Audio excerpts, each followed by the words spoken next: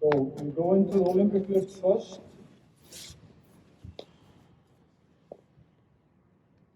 And do the snatch, clean, and push press. And we do this kind of work before we start, more or less every day.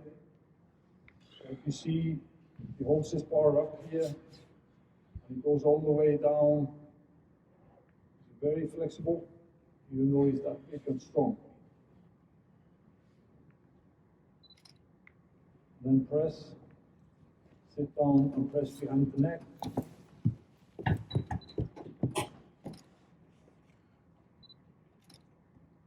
Okay, and then we do a little snatch. And if you just do it with the bar first and go all the way under, I use that very much with Daniel. Just does a snatch, sits all the way under, then go under, sit down, stand up, again. Okay. Okay. And then, if we go straight on clean, we do sit snatch with them, and we do sit clean with them. It's because I want the functional flexibility work for him. I periodicize the bench press, the push press, the snatch pull, the sumo deadlift, everything.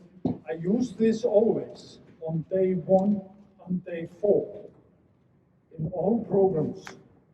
Very light in the yellow program, heavier in the green program, and light and fast in the blue program. Okay. If you take 3 sets down here, put on like 100 kilos or something. So if you look here, here, and here, before we do this, we do this. In the yellow program, that is a base program, very lightweight. On the green program, heavier weight. But I don't periodicize it because it's more used as a functional flexibility and explosive exercise instead of periodizing. A lot of times 3 reps.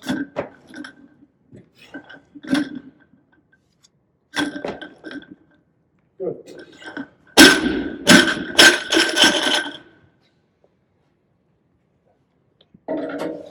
That's how I do that. But if you look in general in the snatch, like we talked about earlier, here's a snatch. Here's a sit snatch. That's what we do. And under that, you can do it from the floor. You can do it from the hang. You can do it from boxes that are there. And you can do it as a split also, like they used to do in the 70s. Actually, a very good exercise. We do sit snatch from hanging. You can also choose from this. You can do power snatch where you just go here and don't go under. And we can go from the floor, we go from hang, and we go from boxes, or even from elevation where we go and stand on a higher box than you lift. I use this in a certain way with Daniel, because I base everything on the power lifts for him. I did not with Gerd Kanter. Okay? At the same time, when I get Daniel, he's very, very strong already. Om du tar nu och sätter boxen, tar vi drag. I decided when he was young, because of his energy level, I'm going to make him the strongest discus thrower in the world in the powerlifts. Okay? Squats, bench, deadlift. So I've used that, but never taken this really away, but I use it in a totally different way than I did with Gerd. Okay? This is one of the exercises that we use a lot, and that is the snatch pull. And if we take it here that is. So we do sit snatch from a hang, and then we do a snatch pull. And where is that located in the program? Here you see that. Here once a week with sumo once a week. A snatch pull, 5 reps.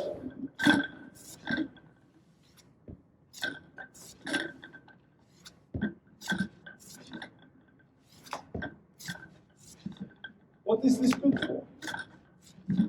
Why are we doing this? We do a snatch where you have concentric, eccentric. There we do a snatch, concentric, little eccentric on the way down. You can even throw it down on the box, and you take the eccentric part away. It's a very explosive exercise without wearing out your knees or shoulders. And because of that, I use that in the base program, not to wear him out. It's a very comfortable exercise. It's an explosive exercise that fits well with the sumo deadlift. That is a brutal, very heavy exercise. So instead of having sumo twice a week, I have snatch pull once a week, sumo once a week. Okay? Back squats once a week, front squats once a week. And what weights are we going up here? 200 kilos up to 3 to 5 reps. He has 100 kilos there. Okay? Any questions about this combination? Kysyn vaan, haluan ujoita. Hauskaa. Don't be shy, so let's talk. So the snatch is used for explosiveness, functional flexibility. Before day 1 and day 4, snatch or clean, 3 sets of 3 to 5 reps, 3 to 5 sets of 1 to 3 reps, sub-maximal in yellow, heavy in green, and when I do a heavy, then I do a light squat on that day afterwards. Understand? If we then go on squats, you just put it up there. And we use, he's extremely strong in the squats. 320 kilos. I'm not pushing it. You can. The meaning this year is gonna be 330 kilos, maybe 335 or 340 in April. And why are we always doing deep squats? Why aren't we doing half squats up to the toes, etc.? Because we know that you recruit more motor units in your muscles and you get more power output with high squats up down to a box or down to a pin or something where you push up on your toes. Because I'm working with throwers. This is a big body. This is a big body. He needs tension in his body. And he feels, if he does high squats, that he can't keep the tension in his thighs. And he told you earlier about the sumo deadlift. He needs the power in the body. It's a feeling kind of thing. It's not theoretical. I've tried to do high squats with him. I took it away. I do back squats deep, and I do front squats deep on the yellow, and I do back squats in the whole summer, one light, one heavy. So it's 90% on top of the thigh, and always dynamic moves. You go fast down, fast up. Okay? Vad var det, 150 eller? Ja, Ja, ta in Og 80 eller 200. Du kan hvile litt, you don't have to kill it. And then if I use the time here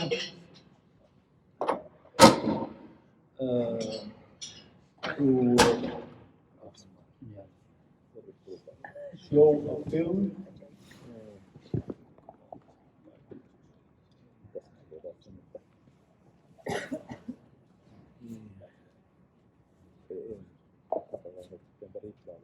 He's doing front squats.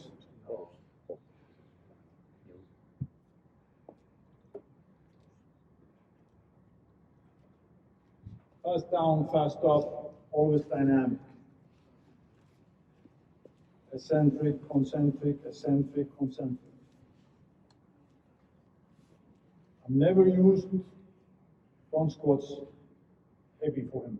I always use it an alternative for the heavy back squats. Remember, 72 hours in between sessions, Monday and Thursday.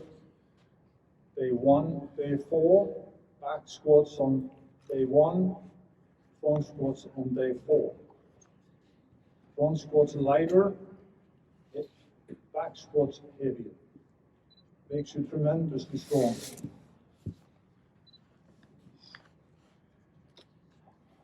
Do we use belt? Yes. Do we use wraps? Yes. Do we use this? Yes. Do we use heat? Yes. Yeah, but then you're cheating, people say. Yes. We are cheating. No, we are keeping him in one piece because he's a discus thrower.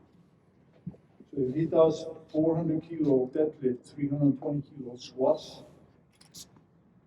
he's actually using his muscles to lift it up. This little support. And because we are not powerlifters, and we are not weightlifters,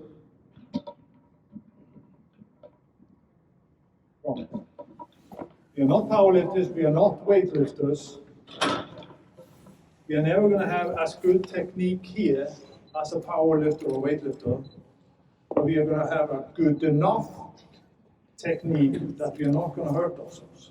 A discus thrower is not going to hurt himself lifting weights. That's just a rule. A swimmer or a handball player is not going to do it either. They can hurt themselves competing in the Olympics, but not in the weight room. Then you coaches have to be smart. He has pretty good technique in everything he does. But you need to keep him in one shape, in one piece.